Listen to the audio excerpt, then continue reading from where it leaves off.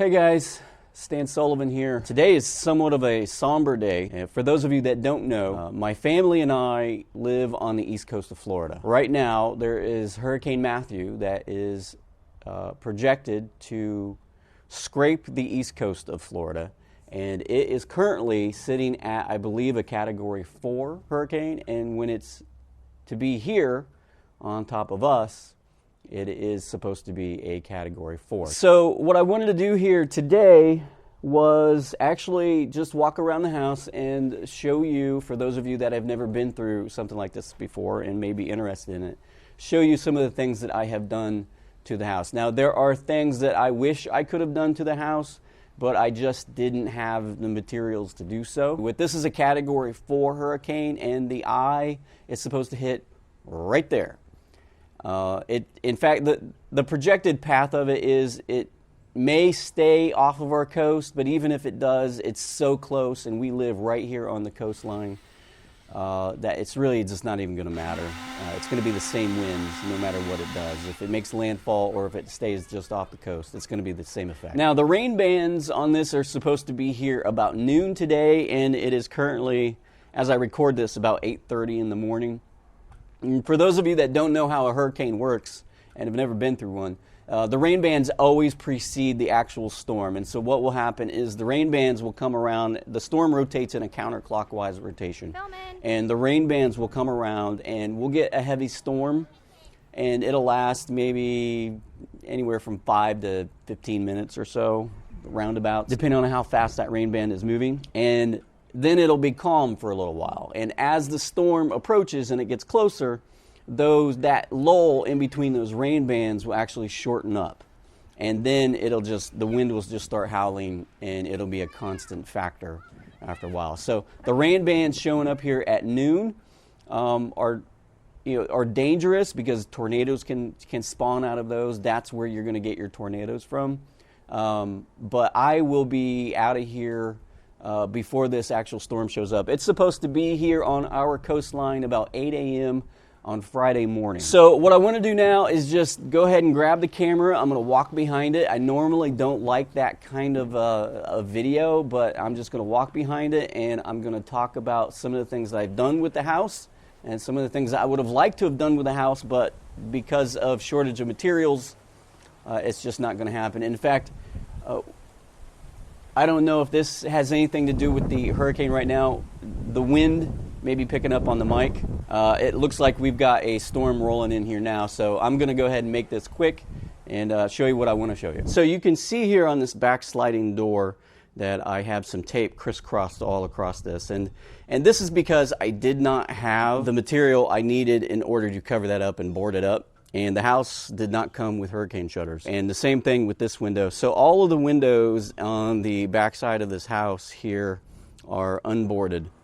Because when I went to the home improvement store, they were completely cleaned out of sheet goods. So that is just the way that had to go. So in absence of sheet goods, in order to cover up the windows, what you do is on the inside place tape all across it. And then that won't keep the windows from breaking should debris come flying through and break the window, but it will keep the window from shattering on you. And that's what you don't want, is you don't want those little pieces of shards of glass going all over the inside of your house. So that is probably the next best thing, I guess, if you can call it the best thing. Here, I went ahead and disconnected the rain barrels, and their bases are anchored into the ground, and then they are anchored to the bases, and then they are filled with water as well. And then I went ahead and reconnected the drain spout, and then just made sure that the water that drains gets far enough away from the house that it's not going to cause a problem with the foundation. And along those lines, in order for it to drain, I had to get up and clean the gutters out. And here, because of some pine trees right here, and these pine trees actually drop a lot of needles, and so these gutters fill up in a matter of weeks. And so I find that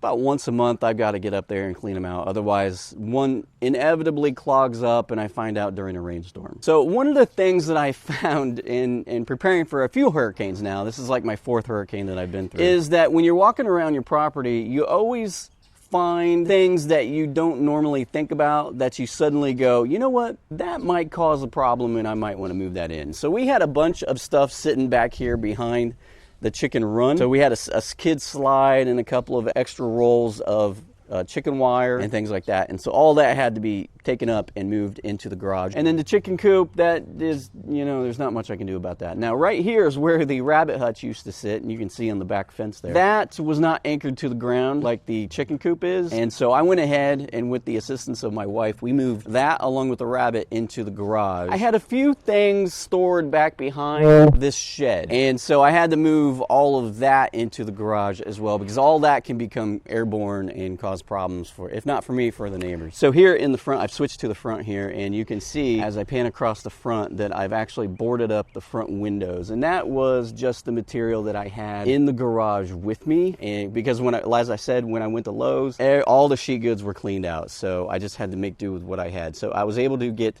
the front windows covered up, and I felt like these were the most vulnerable windows of the house, because if I pan out to the street here, you can see that it's slightly different from the backyard. This is just wide open spaces, and this is perfect for debris to come off one of these trees, or maybe some debris that someone didn't pick up out of their yard, or maybe roof debris as it gets blown off someone's roof. It comes flying down the road, and then it makes contact with your windows, and boom, you've got a broken window, and everything inside is just toast. So because there was no natural or unnatural windbreak here like I do in the backyard with the fences, I thought that these were the ones that I wanted to cover up with the material that I had. As far as the inside of the house, what I'm going to do is I'm going to go inside and pack now. But before I do that, I'm going to, all the electronics, I'm going to disconnect those. So the computers and TVs and things like that, I'll disconnect those and then wrap them in plastic bags and stick them into a closet away from any windows. The winds can get so strong that it can push water and moisture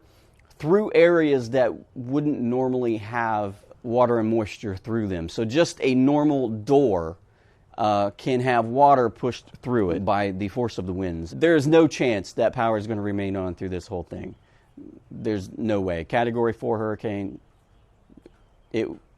there's just no way. So power will go out, the food will go bad. The next video, now these videos will probably not be uploaded until after the storm has passed and power has come back on. Once power goes down, in 2004, one of the hurricanes that came through knocked out power, and we were without power for 3 weeks. Those are the time frames that we could be looking at. Hopefully it won't be that long. Hopefully they're pretty good about getting out here and taking care of business. And so hopefully it'll just be a couple of days and we'll have power restored. So with that, your thoughts and prayers remain with us, I hope. I would ask. And God bless.